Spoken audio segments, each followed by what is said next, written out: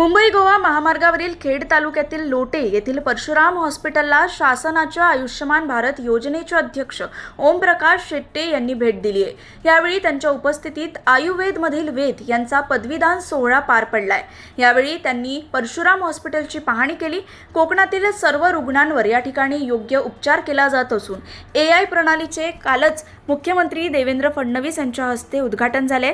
30,000हून 45,000पर्यंत package वाढले। लोकहिताला प्राधान्य देणारं सरकार असून महात्मा फुले प्रधानमंत्री योजनेचा अध्यक्ष होण्याचे भाग्य मला लाभले। लवकरच बायोमेट्रिक प्रणाली सुरू होणार आहे, ते आमचे स्वप्न आहे।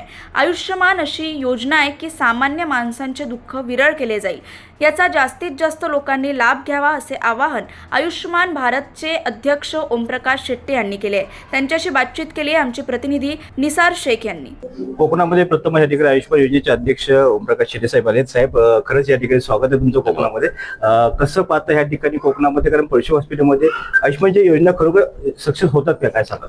आज परशुराम वैद्यकीय महाविद्यालयामध्ये BMSच्या मुलांचा कॉन्व्होकेशन कार्यक्रमासाठी मी या ठिकाणी चीफ गेस्ट म्हणून उपस्थित होतो। हे झाल्यानंतर आज परशुराम रुग्णालयाच्या आणि संशोधन केंद्राच्या हॉस्पिटलला आज भेट दिली। तर आज पहिला पेशंट आम्ही इथं आयुष्यमान योजनेचा मी येण्याच्या पूर्वीच, म्हणजे असं काही नाही, कारण पेशंट काही आणि मृत्यू आणि पेशंट या दोन गोष्टी कधी विचारून घेत नाहीत। त्यामुळे ते पेशंट ऑलरेडी होता। आमच्या काउंटरला विचारणा केली आरोग्य मित्राला, तर या ठिकाणी रिनल स्टोनसाठी जे मूतखडा हे करण्यासाठी, त्या आजारावर उपचार घेण्यासाठी या पेशंट इथं उपस्थित होते। त्याचा फ्री ऑफ कालच आमची TMS 2.0 ही प्रणाली माननीय मुख्यमंत्र्यांच्या हस्ते तिचा लोकार्पण सोहळा आणि शुभारंभ झालाय।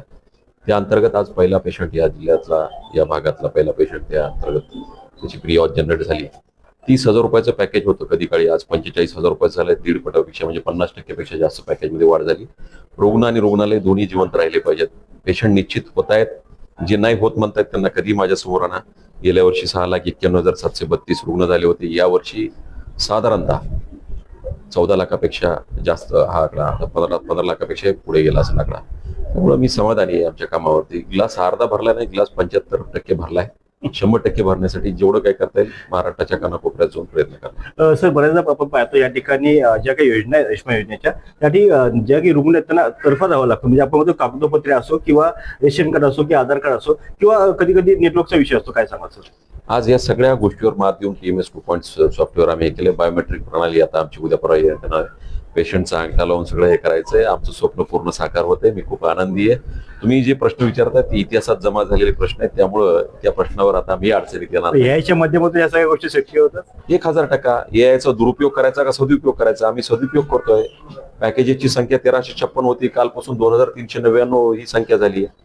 त्यामुळं हे पॅकेज नाही, ते पॅकेज नाही, पॅकेज हा विषयच नाही। पेशंट आहे त्याच्यावर उपचार करायचा आहे आणि मुख्यमंत्र्यांचा आदेश आहे, एकही माणूस उपचाराभावी मरता कामा नये, करायचा आहे, ऍक्शन घ्यायची, करायला राहायचंय। आता मी सगळ्या हॉस्पिटलवाल्यांनाही सांगितलं की पॅकेज अतिशय व्यवस्थित आहे, सुवर्ण मध्ये काढलाय, काम करायचं, बदमाशी करायची नाही। यापुढे मी प्रत्येक ठिकाणी लक्ष ठेवून आहे। ओमप्रकाश शेट्टे आल्यापासून या ठिकाणी बऱ्याचशा रुग्णांना लाभ होतोय। सर, कसं करतं सगळे? हेतू शुद्ध असेल तर कुणाला भिण्याची आवश्यकता नाही। आपलं स्पष्ट मत आहे की रुग्णालय जगलं पाहिजे, रुग्णही जगला पाहिजे, आणि यातून कुणी बदमाशी करत असेल तर तो वाचला नाही पाहिजे। कारण लोकहिताला प्राधान्य देणारं हे सरकार आहे। त्या दोन्ही योजनेचा, महात्मा फुले आणि प्रधानमंत्री जन आरोग्य, या दोन्ही योजनेचा पहिला अध्यक्ष होण्याचं भाग्य मला लाभलंय। या पदाचा उपयोग लोकांचे काम करण्यासाठी करायचा आहे, त्यामुळे वाटेल ते करायचंय। आपला हेतू शुद्ध असेल तर आपल्याला कोणी थांबवू शकत नाही। सर, परशुराम हॉस्पिटलला आपण भेट दिली आहे, या ठिकाणी बऱ्याचशा अपेक्षा असतील या ठिकाणच्या हॉस्पिटलच्या, कशा पूर्ण करा? त्यांच्या अपेक्षा मला वाटतं ते बोलण्यापूर्वीच पूर्व झालेल्या आहेत। मी आता आमच्या DC विचारलं तर सगळे त्यांच्या स्पेशालिटी काही ऍड नव्हत्या। या मधल्या काळातल्या वेगळ्या बदमाशा होत्या।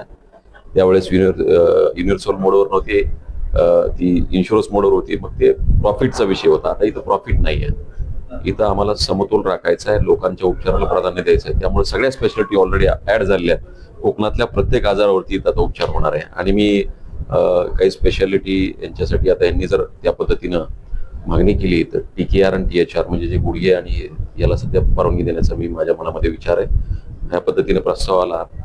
गव्हर्नमेंट रिझर्व्ह प्रोसिजर सगळ्या होत असतील इथे या ठिकाणी, त्यामुळं ज्या काही रिझर्व्ह प्रोसिजर्स ज्या फक्त शासकीय हॉस्पिटलमध्ये होतात त्या देखील या ठिकाणी होण्यासाठी निश्चित प्रयत्न करणार आहेत. त्यांनी त्या पद्धतीचा प्रस्ताव दिला तर मान्यता देणार. शेवटचा प्रश्न आहे, बऱ्याचशा हॉस्पिटलमध्ये बघतोय तर आपण खर्च खाल्ला होतो, म्हणजे आपण पाहिलं त्या रुग्णांच्या खिशातून 1.25 लाख 10 लाख काढले जातात. काय सांगा, कसं पाहताय त्या गोष्टी? नाही, त्याच्यावरती आता आर्टिफिशियल इंटेलिजन्सचा पूर्ण वापर होतोय. त्या पद्धतीची कुठली तक्रार त्या ठिकाणी आली तर त्याचा ऑटोमॅटिकली सगळं हे होणार.